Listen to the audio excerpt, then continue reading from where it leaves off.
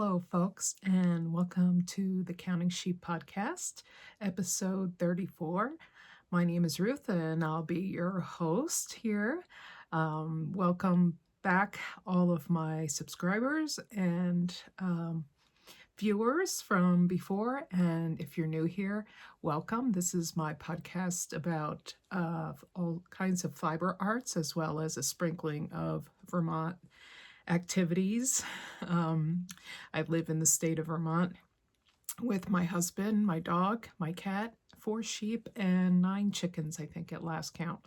And so I have a spinner's flock, and I do some crocheting, some knitting, spinning, and I also process some fiber, and along the way, just hand processing fiber from my animals.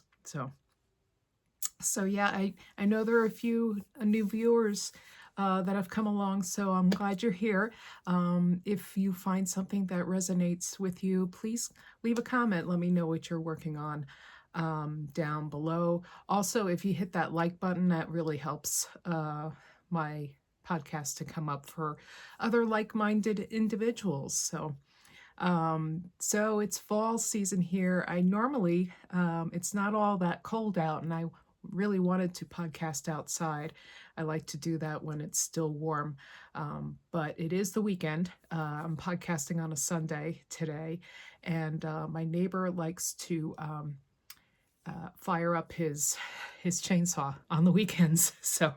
And unfortunately, he's close enough so that my voice competes with that high kind of whine with that kind of machinery. So I didn't want to compete with that today. Plus, there are other people that are out and about doing things. Obviously, it's a busy season for Vermont. Our leaves are changing as we speak, and they're also falling to the ground.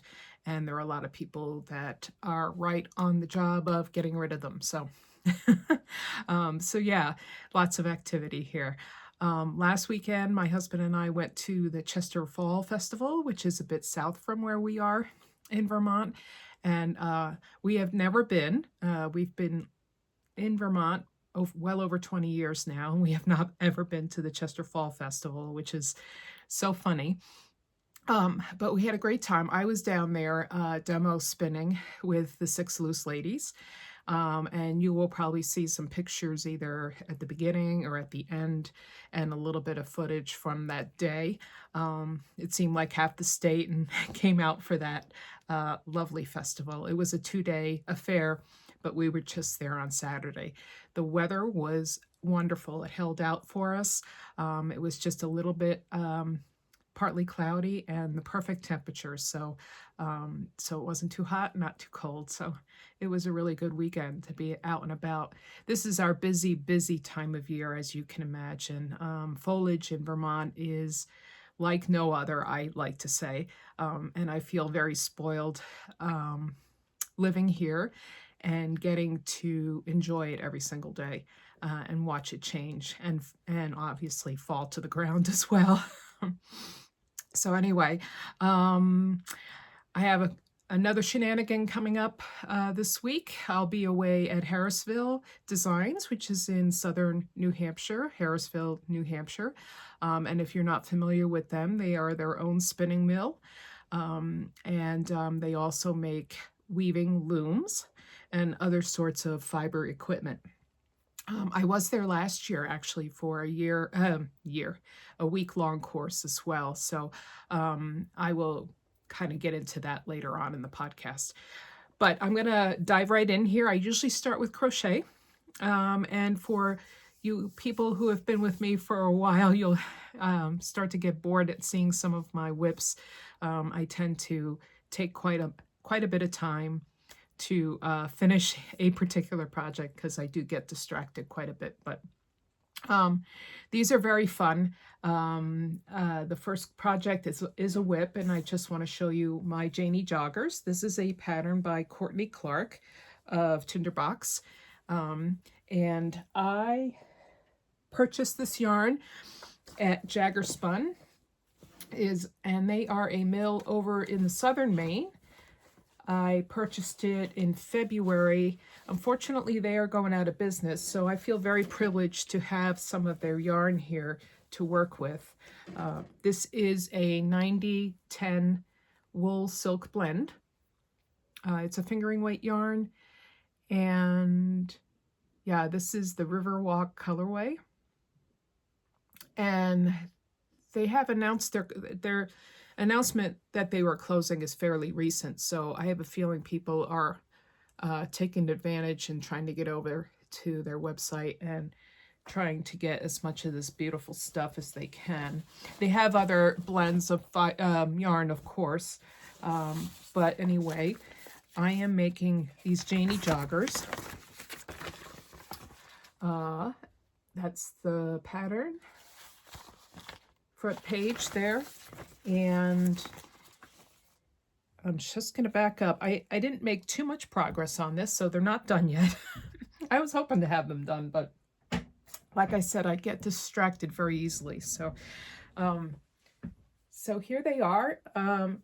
As you can see, well, the last time I podcasted, the first leg was done.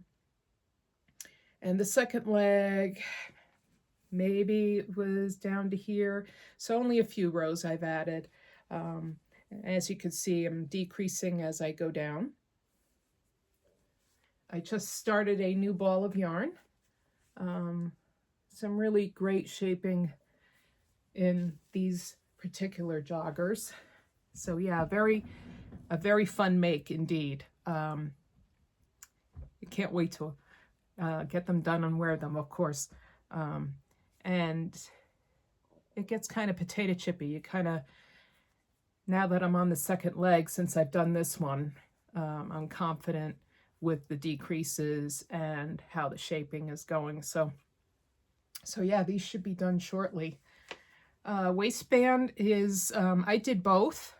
She has the option of either doing the tie or putting elastic in, and I did both because a lot of my joggers have both, and I kind of like that you can cinch the waist as tight as you want sometimes, or then just leave it loose if you like. So yeah, that's the Janie joggers. I am using a size C hook, I believe. It's around here somewhere, but tiny nonetheless for the fingering weight yarn, as you know. And so that's it caked up and in the skein. So yeah, just 1, 2, 3 skeins I have left. I don't think I'm going to be using these last two. I don't think so, but don't quote me. That might be a total lie. So we'll see when we get there. But yeah, this has been a fun project, and it really does attract a lot of attention when I'm out and about working on it. So, but yeah, it's kind of out of my normal project repertoire. So, all right. The second thing I want to show you is a finished object. Yay, because this was a mystery make-along by Vicki Brown. She is a British independent dyer of yarn. And I realized last time we were together, I lied and I said there was no name to this main color of yarn I was using for the shawl. This is a make-along shawl mystery. And then I found the label. So this is the name of the this colorway here. It is her sock yarn. This is 75% superwash merino, 25% nylon. That's how much I have left of the main color. This is color A, which is malachite.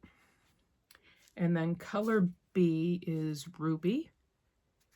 Yeah, and since the last podcast, the last 2 clues came out. They were coming out on Thursdays. So I just want to show you. I haven't worked in any of the ends yet. But it's you can get the whole effect here of the shawl, and what a beautiful pattern she managed to provide for us. And so yeah, this is all crocheted. And there's different techniques, of course, in this crochet, as you can imagine. We've got a little bit of mesh going on here, a little bit of texture going on here. This, of course, is mosaic crochet. And she gives us a special technique on how to do this mosaic crochet. These little flowers, if you can see, are filet crochet. And then she gives us some more mesh and solid stripes here toward the end. She does give instructions for a border along these bottom two sides. This flat side up here, she leaves pretty much the way it is. The border is optional. She said this can go as is. But of course, if you want a more, I guess, professional finish, you can go ahead and put that border on. So I might just try. I'll start the border and see how I feel about it before I actually block this and work the ends under. But yeah, and so maybe by the next time I'll have that decision made, and all of this will be completed. But yeah, I'm very pleased with this. I'm loving the colors, and I just love the whole design of it. You know, the whole, what a work, just fitting in all these different elements of crochet.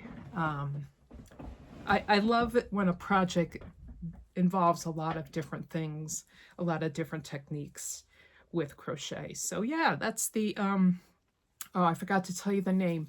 She calls this the Oblique Shawl. So as you can imagine, with the interesting shape that it is, it's kind of a, not a equilateral triangle, but it's one of those off-centered triangles. There's a name for that, and it's escaping me right now. So yeah, and I really enjoyed making this shawl. So once again, it's Vicki Brown Designs. She does have a website, and she is in the UK. So yeah, and she does have yarn kits dyed up for the shawl and for the make-along. So yeah, that's great. I'm glad I found the label. I thought, why don't I have a label for this yarn? Life in the fast lane here. Anyway, so my third project I want to show you in crochet is a sweater that I started for the Woolly Thistle sweater make-along. Started several weeks back. I can't remember the date exactly, but it goes right, the deadline goes right up to, bumps up against the Rhinebeck weekend, which is the third weekend in October. And I decided to, a lot of people are knitting Rhinebeck sweaters, but I decided to crochet one and bring all my crochet buddies on board here. And this is called the Driftwood Pullover, but I am making it into a cardigan. So yeah, there it is. This is a Tunisian crochet design, which means that you use this type of hook for it. This is from a set of Tunisian crochet hooks that I have. This size is a 4.5 millimeter or a US size 7. These are Likey hooks, and I have it attached to a swivel cord, which is made by Knitter's Pride. I believe this is their mindfulness collection. So yeah, you need something that's the cord that's flexible for this project. And I'm happy to report that both sleeves are done. I started with the sleeves so that there be no sleeve island later on. So these are the sleeves, and I completed the back. So I'm just gonna back up here a little bit. So yeah, this is the back. So this is a very boxy design.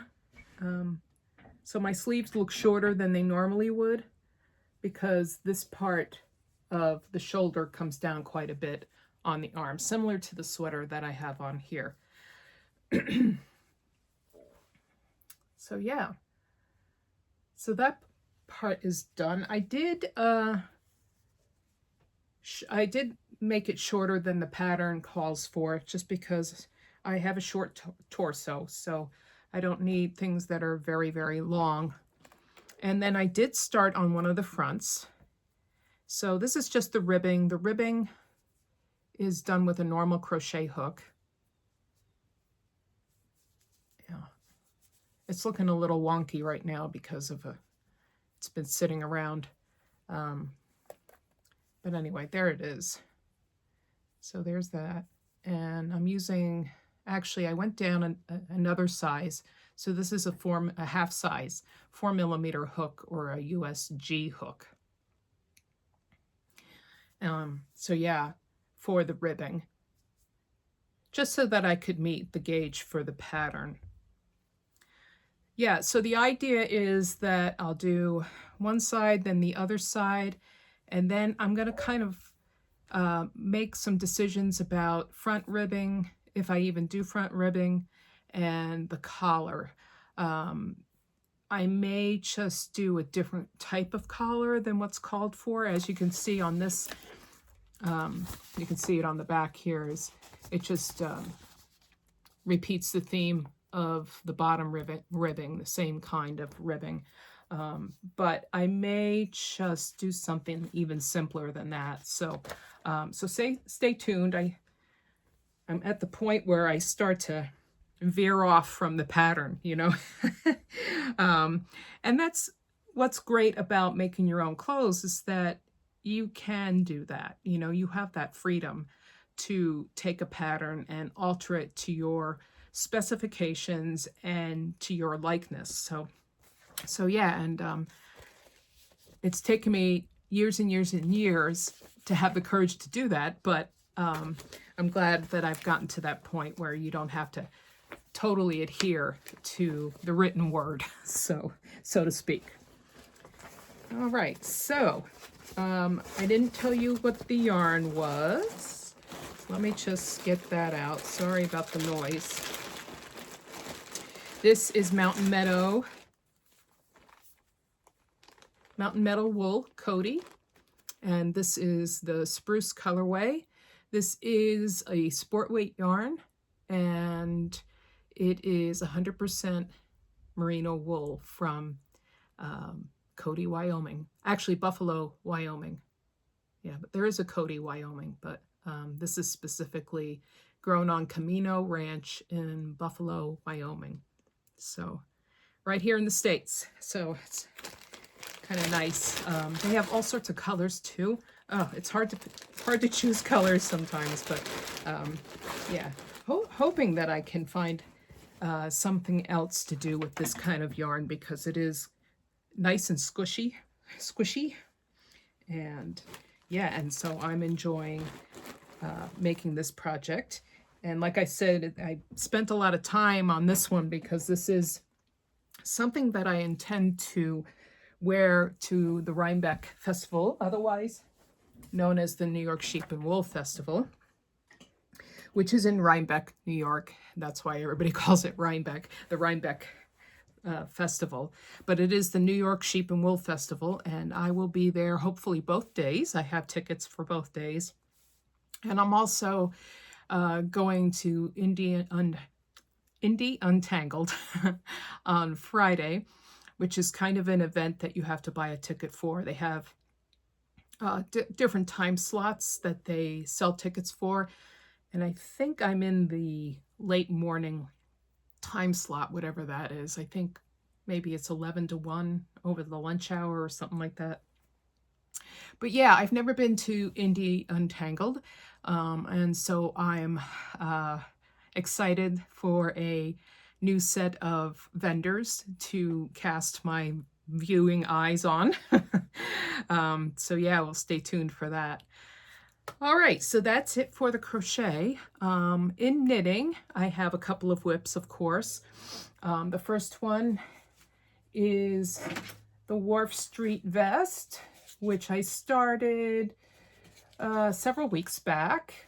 I had some Harrisville Highland yarn kicking around, and specifically in the Jade colorway. So Harrisville Highland is Harrisville's worsted weight yarn.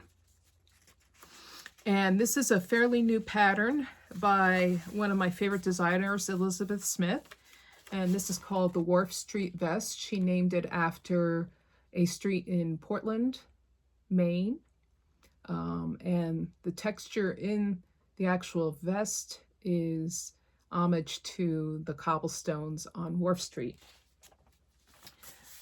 So yeah, and I love Elizabeth Smith's patterns. They're very well written. I enjoy just her aesthetic and how she explains things. It's wonderful. So yeah, this is done in the round up until the armholes, of course. So I'm happy to report that I did actually make it to to the armholes, and I put half the stitches on hold as she tells us to. So that's my holder there, my little pink yarn there. And now I'm working on the armhole shaping. So yeah, but you can get an idea from here, just the wonderful texture that's involved with this particular pattern. Yeah, and this yarn is really very nice for this kind of design. I did go down a needle size. I think I mentioned that before. I think this calls for an 8, and I went down to a 7 because I tend to be a loose knitter. And yeah, so I've got my Chow Goose, some number 7 circular needle here, and yeah, just plugging away on that. Gotta love a worsted weight vest. It kind of almost knits itself, you know. So yeah, there you go. Lots of fun with that one. And then finally, I wanted to just show you my progress with the shift. I'm making a shift cowl by Andrea Mowry, and I'll just show you the picture real quick from that pattern. So this is Andrea herself, and I have to give credit where credit's due. My friend Tammy totally inspired me to do this when I saw her wearing one of these. I decided to go the crazy route though, and hand spin all the yarn for it. So this is my hand spun, the 3 hand spun that I did. Yeah, these two are Hello Yarn, and this one is from Miss Babs. And let me show you how far I got with this. So I believe, yes, I'm done with sections 1 and 2, and now I'm on section 3. And I am just loving it. You know, you never really know how things are going to work, especially when you're using hand spun, but this pattern just lends itself to it. It really makes them all shine in their own way. So yeah, I'm really enjoying that. And also another very well written pattern. I'm using, I think, the needle size that's called for. I think it's a 5. So yeah, and just going back and forth right now. Mosaic knitting is quite fun. There's no carrying of yarn. You're just using one color at a time, which makes it nice and easy to branch into color work. yeah, so that's The Shift by Andrea Mowry. And coming along with that. And then finally in spinning, I just wanted to mention that this is a project I've been working on. I acquired a lamb's fleece, a Shetland lamb's fleece from a friend of mine. And I've been processing it and also adding some sari silk to it. So just want to show you, this is what it looks like. This is a Morit. The brown is a Morit color for the Shetlands. And then I'm using my drum carder, which a couple episodes back, you'll see some footage of my using my drum carder outside on a nice day. And I did spin it up, so I'm not sure if the camera's going to pick it up, but oh yeah, I think so. Yeah, so you can kind of see the tweety bits in the actual yarn as it comes through. Maybe I'll undo it here.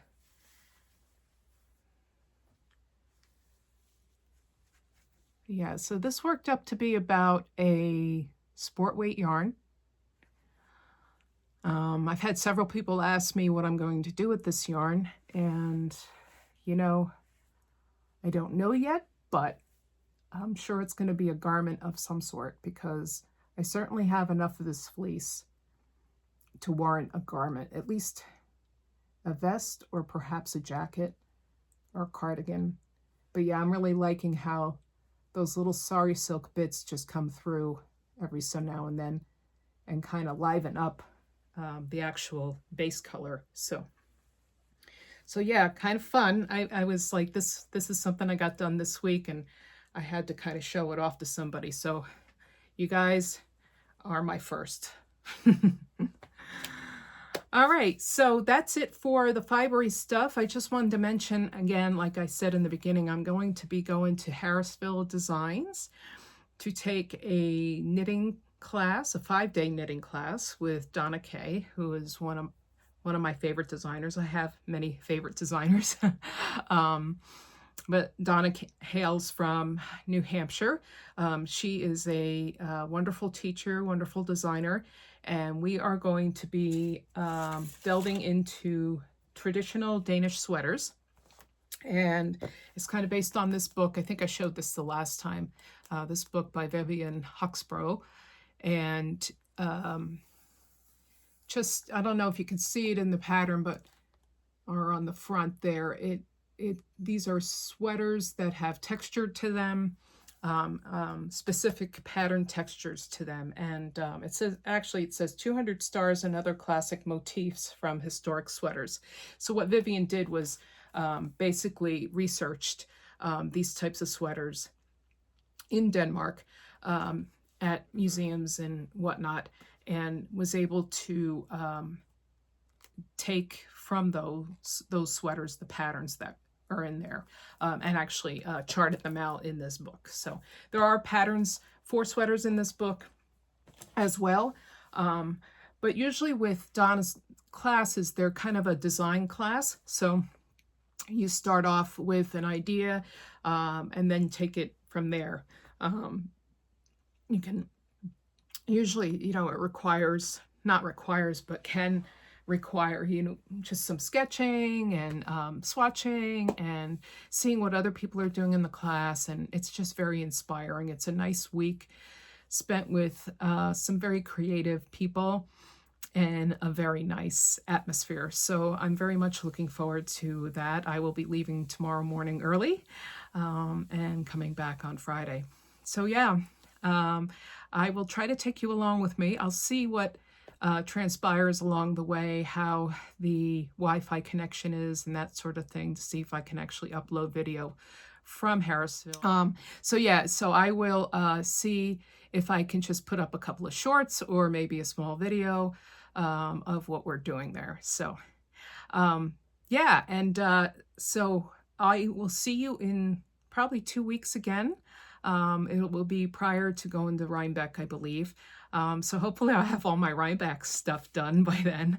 But yeah, so until then, keep crafting, take care of yourselves, and I will see you soon.